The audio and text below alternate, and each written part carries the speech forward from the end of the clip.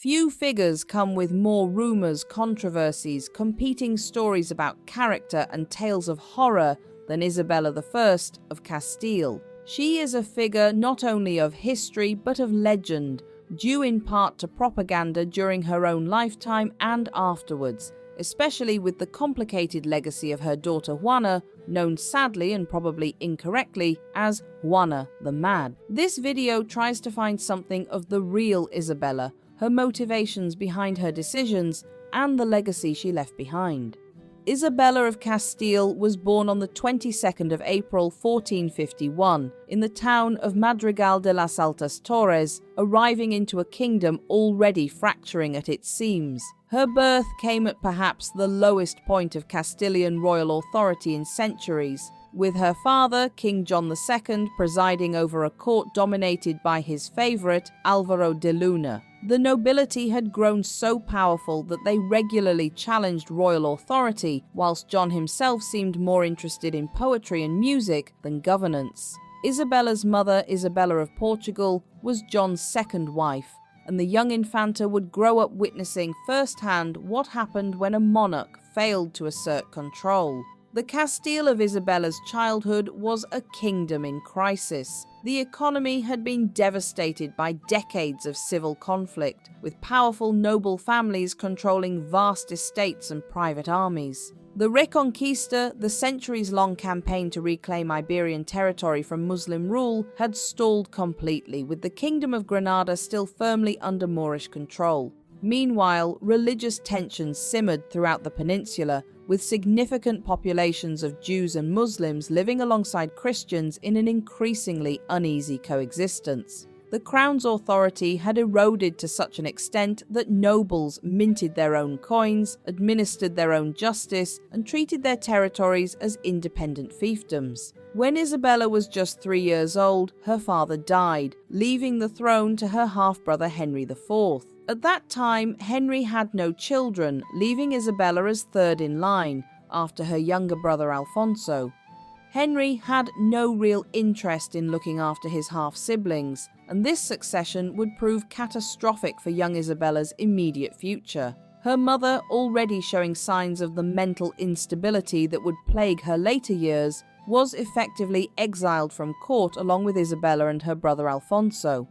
They were sent to Arevalo, a modest castle town where they lived in relative poverty, dependent on the inconsistent charity of King Henry. Here, Isabella's character began to form under the most unlikely circumstances. Life at Arevalo was austere to the point of deprivation. Isabella later recalled having only one dress suitable for public appearances, carefully mended and maintained. Yet this poverty may have been one of the greatest gifts to her future queenship. Unlike many royal children raised in luxury and isolation, Isabella learned the value of careful household management, developed a keen understanding of financial constraints, and witnessed the struggles of ordinary Castilians who visited her mother's modest court seeking aid. Her education, overseen by her increasingly devout and unstable mother, centered heavily on religious instruction, particularly the works of Saint Augustine and Thomas Aquinas. This early immersion in Catholic theology would profoundly shape Isabella's worldview. She came to see divine providence in every aspect of life and believed absolutely that God had a specific plan for her, even if that plan wasn't yet clear. The psychological impact of these early years must be looked at as an integral layer of Isabella's personality. Isabella watched her mother descend gradually into religious mania and depression, spending hours in prayer and self-mortification, seeing visions and hearing voices. Modern historians have speculated that Isabella of Portugal may have suffered from schizophrenia or severe depression complicated by religious psychosis. Not surprising considering how her life was going. For young Isabella, this created a complex relationship with faith. She embraced her mother's devotion whilst carefully maintaining her own mental discipline, perhaps terrified of following the same path. She developed an iron self-control that would become her trademark, learning to mask her emotions and present a calm exterior regardless of internal turmoil. Meanwhile, her half-brother Henry IV's reign was proving disastrous. Known derisively as Henry the Impotent, he faced constant challenges to his authority. His marriage to Joan of Portugal produced a daughter, Juana, but widespread rumours suggested the child's true father was the king's favourite, Beltrán de la Cueva. Whether true or not, these rumours would prove crucial to Isabella's future. The nobility, sensing weakness, grew increasingly bold in their opposition to Henry's rule. However, for Isabella and Alfonso, it was a shift in their fortunes, as they were invited back to court in light of the birth of their half-niece, and they were given proper tutors. For their mother, however, her depression and mental health grew ever worse, and she began to believe that she saw the ghost of her deceased husband's favourite, Álvaro de Luna, and became aggressive with everyone. In 1465, when Isabella was 13, a group of rebellious nobles performed the extraordinary Farce of Avila, a ceremony in which they symbolically deposed Henry by removing the crown from an effigy of the king, adding to the fact they had spread rumours that his daughter Juana was in fact not his child for the past year as well. They proclaimed Isabella's younger brother Alfonso as the rightful king, plunging Castile into civil war. Isabella, thrust suddenly into the political spotlight, had to navigate treacherous waters. A month after the Second Battle of Olmedo in 1467, she was liberated from her half-brother's control and was finally free to visit her mother at Arevalo. Alfonso's sudden death in 1468, possibly from plague, though poison was suspected, changed everything. At 17, Isabella found herself the focus of the rebel faction, who now wanted to proclaim her queen. This was Isabella's first great political test, and her response revealed the shrewd calculator behind the pious exterior. Rather than accepting the crown immediately, she negotiated. She understood that civil war would only further weaken Castile, making it vulnerable to its enemies. Instead, she struck a deal with Henry through the Treaty of the Bulls of Guisando. She would be recognized as his heir, bypassing his daughter Juana, in exchange for not claiming the throne whilst Henry lived. But Isabella's agreement came with conditions that showed remarkable political sophistication for a teenager. She insisted that while Henry would have the final say and give his consent, equally she could not be forced to marry against her will, an almost unprecedented demand for a royal woman of her era. Henry agreed, perhaps not realizing he had just handed Isabella the power to shape her own destiny. The question of marriage was crucial. Isabella understood that who she married would determine not just her personal happiness, but the future of Castile itself. The marriage negotiations that followed were a masterclass in political maneuvering. Isabella had numerous suitors, Alfonso V of Portugal, who would have subordinated Castile to Portuguese interests, the Duke of Guyenne, brother of Louis I of France, which would have made Castile a French satellite, and Richard, Duke of Gloucester, the future Richard III of England. But Isabella had already made her choice, conducting secret negotiations with John II, King of Aragon, to marry one of his sons, Prince Ferdinand of Aragon. The match made perfect political sense. It would unite the two largest kingdoms of Iberia in one royal family whilst maintaining their separate identities. But there was more to it than cold calculation. Isabella and Ferdinand had exchanged portraits and letters, and there seemed to be genuine attraction between them. The problem was that Henry violently opposed the match, correctly seeing that it would create a power block that would diminish his authority. When he discovered Isabella's intentions, he tried to forcibly prevent the marriage, effectively imprisoning her in Ocaña. But Isabella, displaying the determination that would characterize her reign, escaped with the help of sympathetic nobles by claiming she wanted to go and visit her mother. For Ferdinand's part, he snuck into Castile disguised as a servant. On the 19th of October 1469, she married Ferdinand in Valladolid in a ceremony shrouded in secrecy and controversy. They had to forge a papal dispensation with the help of the Valencian Cardinal Rodrigo Borgia, who would later become Pope himself, as they were second cousins and required papal permission to marry. Isabella would spend years afterwards anxiously seeking proper papal validation, tormented by the thought that she might be living in sin. Henry's response was swift and furious. He disinherited Isabella, proclaiming his daughter Juana as his heir once more. When Henry died in 1474, Castile faced a succession crisis. Isabella acted with lightning speed. The moment she received word of Henry's death, she proclaimed herself Queen in Segovia, not waiting for Ferdinand, who was in Aragon. This unilateral action sent a clear message. She was Queen of Castile and Leon in her own right, not merely as Ferdinand's wife. It was a bold move that risked alienating her husband, but Ferdinand, whether from love, pragmatism, or both, accepted her precedence in Castile just as she would accept his in Aragon. What followed was the War of Castilian Succession, a brutal 5-year conflict that would test Isabella's resolve to its limits. Juana's supporters, backed by Portugal and France, now she was married to her uncle, King Afonso V of Portugal, controlled significant territory and resources. Isabella, pregnant through much of the conflict, personally rallied her troops, sometimes riding for days whilst heavily pregnant to reach strategic locations. She understood the psychological power of royal presence and used it masterfully. When the city of Toledo wavered, Isabella rode there herself, entering the city whilst heavily pregnant with her first child, and through sheer force of personality convinced the city to remain loyal. The war revealed Isabella's complex character. She could be merciful, pardoning nobles who surrendered and allowing them to retain their lands and titles. But she could also be ruthless. When the fortress of Castronunio resisted, she ordered it razed to the ground as an example. She understood that in the chaos of civil war, people needed to see both strength and justice. Her propaganda machine, and she was one of the first monarchs to truly understand propaganda, portrayed her as the legitimate heir defending Castile against foreign invasion, whilst Juana was painted as both illegitimate and a Portuguese puppet, whether or not either claim was actually true.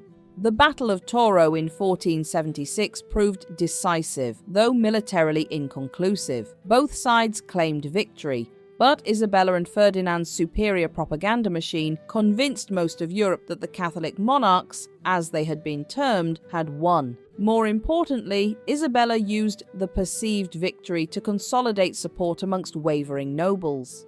By 1479, the Treaty of Alcasovas ended the war, with Isabella secure on her throne and Juana confined to a convent in Portugal for the rest of her life. Modern historians debate whether Juana was truly illegitimate or simply a casualty of Isabella's ambition. Isabella herself seems to have believed or convinced herself to believe that Juana was illegitimate. On top of this, Isabella had to agree to give Portugal most of the Atlantic territories that were disputed between their two kingdoms. With the succession secured, Isabella turned to the monumental task of transforming her medieval kingdom into a modern state. She understood that the power of the nobles had to be broken if royal authority was to mean anything. But rather than confronting the nobility directly, she was subtle. She created the Santa Hermandad, or the Holy Brotherhood, a kind of national police force that answered directly to the crown, undermining the nobles' private armies. Isabella also reformed the royal council, gradually replacing hereditary noble councillors with university-trained lawyers and clerics who owed their allegiance to the crown positions entirely to royal favour. The kingdom's finances were also in tatters, and it was discovered there were two major reasons for this. One was that in order to raise money quickly, Henry appeared to have sold off many royal estates for well below market value. And secondly, the number of royal mints had risen from 5 to 150 during his reign, rendering most of the currency produced worthless. With the push from advisors despite her reluctance, the crown bought back the royal estates for the sums they had sold for, and those that had been given as a gift in exchange for nothing were simply to be given back. And for the coinage, Isabella introduced strict legal standards the currency had to adhere to and established a monopoly for the crown with the mints. The nobility had to face huge financial cuts, while the economy and the royal coffers swelled. For Isabella and Ferdinand, the royal couple's governing partnership was remarkable for its time. They ruled jointly with the motto tanto monta, monta tanto, Isabel como Fernando, or they amount to the same, Isabella as Ferdinand. Every royal decree bore both their signatures. But this partnership wasn't without tensions. Ferdinand initially struggled with being subordinate to his wife in Castile, and there were fierce arguments about policy, particularly regarding their children's marriages. Yet they presented a united front publicly, understanding that any visible discord would be exploited by their enemies. The great project that would define Isabella's reign and legacy was the completion of the Reconquista. Granada, the last Muslim kingdom in Iberia, had survived for over 2 centuries through a combination of military strength, diplomatic maneuvering, and tribute payments to Castile. But Isabella saw its existence as an affront to God and a threat to Christian unity. The conquest of Granada wasn't just a religious crusade for Isabella, though she certainly saw it that way, it was also a brilliant political strategy. A foreign war would unite the fractious nobility behind the crown, provide employment for the many soldiers left over from the Civil War, and establish Isabella and Ferdinand as the champions of Christendom. The war against Granada, lasting from 1482 to 1492, showcased Isabella's extraordinary organizational abilities.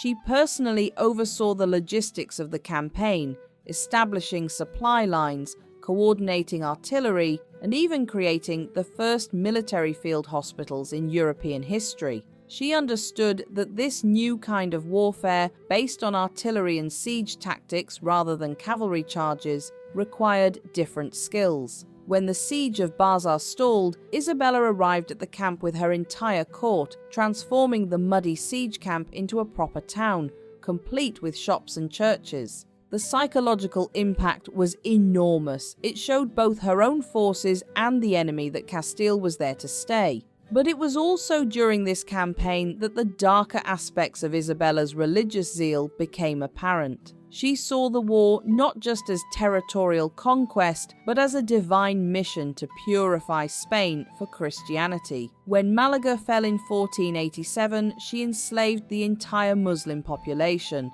about 15,000 people, despite earlier promises of clemency. From Isabella's perspective, growing up in a highly charged Catholic environment, these were infidels who had rejected numerous opportunities to convert. To us here in the modern world, we view it rightfully as barbaric, but Isabella would have been genuinely puzzled by any criticism. In her worldview, she was saving souls. Those who converted would achieve salvation, whilst those who refused had chosen damnation. The temporal suffering of slavery was nothing compared to eternal hellfire, in her mind. The establishment of the Spanish Inquisition in 1478 must be understood within this psychological framework. Isabella didn't see herself as a cruel fanatic, but as a protective mother to her kingdom. The conversos, Jews who had converted to Christianity, were in her mind a potential fifth column, secretly practicing Judaism whilst corrupting the true faith from within. The evidence she was presented with by Dominican inquisitors like Tomás de Torquemada confirmed her worst fears, though modern historians recognize much of this so-called evidence as extracted through torture or fabricated entirely. The Inquisition served multiple purposes beyond the religious. It was a powerful tool of social control, allowing the crown to monitor and regulate behavior throughout the kingdom. It also provided a source of revenue through confiscations of property from those convicted of heresy. When foreign ambassadors protested about the Inquisition's methods, Isabella would appear confused, simply stating that she was doing little more than saving souls. However, the fact that she appointed confessors known for their learning and moderation to her own household, whilst unleashing fanatics like Torquemada on her kingdom, reveals a curious compartmentalization in her thinking, and reveals she understood the sadistic behaviors carried out in the name of the Inquisition. The year 1492 marked the apex of Isabella's reign. In January, Granada finally surrendered after a 10-year war. Isabella and Ferdinand entered the Alhambra in triumph, and Isabella reportedly wept at the beauty of the palace, whilst simultaneously ordering all Islamic religious symbols removed.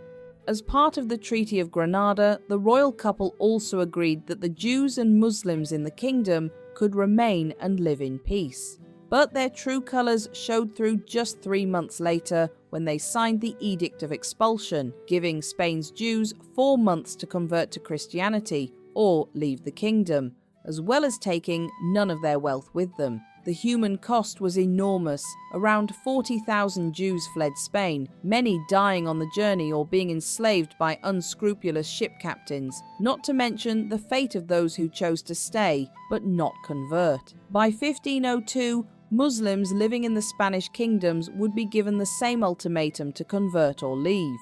From Isabella's perspective, this wasn't cruelty but necessity, and if we're honest, a chance to once again fill the royal coffers. She had been told by her advisors that the presence of Jews encouraged conversos to relapse into Judaism. The expulsion would remove temptation and create the religiously pure kingdom that God demanded. The fact that many wealthy Jews offered enormous bribes to rescind the edict, Abraham Sr. and Isaac Abravanel reportedly offered 300,000 ducats, only confirmed her belief that Jewish money was a corrupting influence. When Ferdinand wavered, tempted by the enormous sum, Isabella stood firm. According to contemporary accounts, Torquemada apparently threw 30 pieces of silver on the table, asking if they would sell Christ again for money. The reality is that the Jewish community were as Spanish as anyone else born there, and their attempts to offer money to the royal couple were simply a desperate final act to try and remain in their home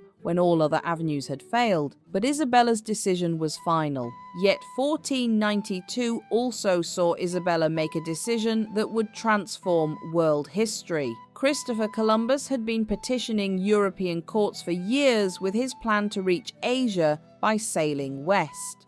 Most rulers had dismissed him, but Isabella was intrigued. After initially rejecting him, she changed her mind just as Columbus was leaving Spain. Why? Partly it was the relatively low cost. The expedition would cost less than a week of the Granada War. But also, Isabella saw divine providence. If God had allowed her to complete the Reconquista, perhaps he intended her to spread Christianity to new lands. On a more practical note, the Spanish royals needed another route to the gold of the Americas after signing over many of their Atlantic territories to Portugal years earlier. On top of this, the money paid to Columbus wasn't instant, but instead paid a year after his journey, allowing them to see a return on their investment before spending a single coin. Isabella's relationship with Columbus was complex. She admired his devotion and vision whilst recognizing his difficulties as an administrator. When Columbus returned with indigenous people as slaves, Isabella was horrified. These were potential Christians, not chattels. She ordered them freed and returned, establishing the principle that indigenous peoples were subjects of the crown, not property. Of course, this protection was conditional on conversion to Christianity, and the system of encomienda that developed would prove hardly better than slavery. After all, just a few years prior, she had happily signed off on sending several thousand Muslims into slavery.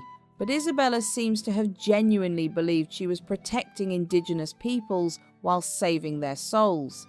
Slavery at this point, before the horrific slave system that became entwined with much of Europe's economies in the next few centuries, was still used as a punishment rather than a life sentence, and would not necessarily last a lifetime. In this case, those captured faced a horrible choice: become slaves or forcibly convert to Catholicism while always remaining under suspicion. The conversos, who routinely ended up in the grip of the Inquisition, were proof that conversion didn't prevent being tortured or brought in for questioning. As a mother, Isabella presents another set of contradictions. She clearly loved her children deeply. Contemporaries noted her grief at separations and her joy at reunions. When they were younger, unlike other royal children who would have been sent to live with royal relatives, Isabella kept them close by even when she travelled to the front line of battlefields. She personally oversaw their education, ensuring her daughters received the same humanistic education as their brother. Yet she also used them ruthlessly as diplomatic pawns. Her eldest daughter, Isabella, was married to the heir of Portugal, and when she died in childbirth in 1498, Isabella immediately arranged for her third daughter, Maria, to marry the same widower. When her only son Juan died earlier shortly after marriage in 1497, Isabella's grief was so intense that courtiers feared for her sanity. Yet within months she was negotiating to have his widow remarried to secure the Portuguese alliance. This could be seen as a difficult balance between her maternal side and her political side. Certainly, her upbringing with her mother and then being ripped away to court had likely given her a difficult character of wanting closeness,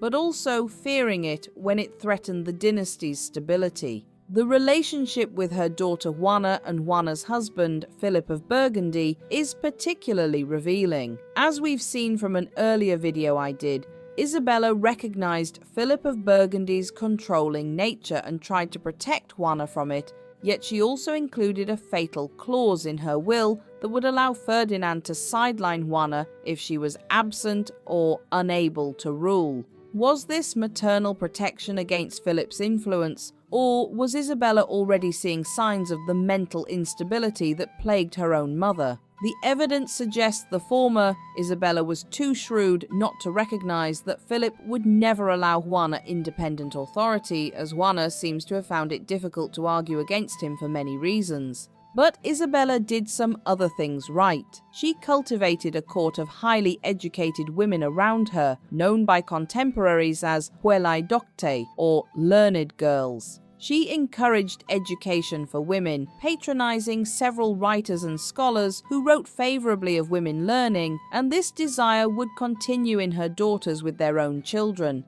Catherine of Aragon was extremely passionate about her daughter Mary being as well educated as any male prince, something which Henry VIII agreed upon. Isabella even had a star pupil in the form of Luisa de Medrano, who would become the first female professor in Europe and teach Latin at the University of Salamanca. The Queen gave her protection, patronage, and arranged for Luisa to learn history, culture, and humanist philosophy alongside her own children. Isabella's health began to decline after 1500, probably triggered by the rapid succession of family tragedies, the death of her son Juan, her daughter Isabella, and her grandson Miguel. She developed what contemporary physicians described as a slow fever, which may possibly have been cancer or diabetes. Yet she continued to work, establishing the laws of Toro that reformed Castilian legal code and negotiating the Treaty of Blois that would shape European politics for decades. In 1501, she also, at the culmination of many years of negotiation, sent her daughter Catherine off to England to marry Prince Arthur, the son of King Henry VII. Arthur would die shortly after the marriage, and Catherine would marry his brother, who would become Henry VIII, creating one of the most famous royal marriages and separations in European history. As death approached in 1504, Isabella's thoughts turned to her legacy and her soul. She revised her will multiple times, increasingly concerned about the treatment of indigenous peoples in the Americas. She ordered that they be well and justly treated, and that those who had been wronged should be compensated. In 1500, she had already decreed all non-rebellious natives should be given full legal freedom and citizenship. Of course, ways were found around this once Isabella was gone, especially around the subjective term non-rebellious. Whether this was genuine remorse or simply fear for her soul as she faced divine judgment is impossible to say. She also worried about the fate of the conversos and moriscos, converted Muslims, instructing that they be treated with patience and charity to encourage genuine conversion. Yet she never questioned the fundamental wrongness of forced conversion itself. Isabella died on the 26th of November 1504 at Medina del Campo, aged 53. Her last words were reportedly about her will ensuring that her wishes for Castile would be carried out. Ferdinand, despite their occasional conflicts, was genuinely devastated. He would remarry for political reasons, but never achieved the same partnership he had enjoyed with Isabella. However, it wouldn't prevent him from twisting the words of Isabella's will years later when he took the crown of Castile and Leon wrongfully from their daughter Juana and locked her away for supposed insanity. Isabella's legacy is perhaps more contested than any other monarch in European history. To traditional Spanish historiography, she was Isabel la Católica, the queen who united Spain, completed the Reconquista, and launched the Age of Exploration. The Spain she and Ferdinand created would dominate European politics for the next century and a half. The administrative and legal reforms she instituted created the framework for a modern state. Her patronage of learning and the arts ushered in the Spanish Golden Age. This is the glowing side of Isabella's propaganda, the polished surface she presented to the world, and the decisions she made that had long-term economic and political benefits for Spain. But there's no escaping the darker side of her legacy. The Inquisition she established would terrorize Spain for over 3 centuries and had lasting consequences that created a dark cloud across all of Europe. The expulsion of the Jews destroyed communities that had existed for over 1,000 years and deprived Spain of many of its most educated and productive citizens. The forced conversion of Muslims created a resentful population that would be finally expelled a century later, devastating the economy of eastern Spain. And whilst she may have intended protection for indigenous peoples, the system she established enabled their exploitation and the destruction of entire civilizations for centuries afterwards. On top of this, the relationship with her children appears to have been complicated by a desire to genuinely love them that came through as control, and a fear of stability for them that came across as practical pragmatism. Understanding Isabella requires accepting these contradictions. She was simultaneously a loving mother and a cold dynast, a protective queen and a religious fanatic, a progressive reformer and a medieval crusader. She was shaped by her traumatic childhood, her mother's madness, and the chaos of 15th century Castile. The iron will that enabled her to unite Spain also made her inflexible on matters of faith. The organizational genius that conquered Granada also made the Inquisition horrifyingly efficient. Modern Spain still struggles with Isabella's legacy. She created the unified Spain that exists today, yet that unification came at a terrible human cost. She launched Spain's global empire, yet that empire was built on exploitation and forced conversion. She was one of the most successful female rulers in European history, yet her success enabled systems of oppression that lasted centuries. In the end, Isabella of Castile remains one of history's most complex figures. Neither the saintly Catholic monarch of traditional histories, nor the genocidal fanatic of her harshest critics. She was a woman of extraordinary ability and iron determination, whose absolute certainty in her divine mission led to both remarkable achievements and terrible tragedies. She forged a nation and launched an empire, but the methods she employed and the principles she followed extracted a price that Spain and the world would pay for centuries to come. Understanding Isabella means grappling with the uncomfortable truth that historical greatness and moral failure can exist in the same person, shaped by the beliefs and constraints of their time while still bearing responsibility for the choices they made.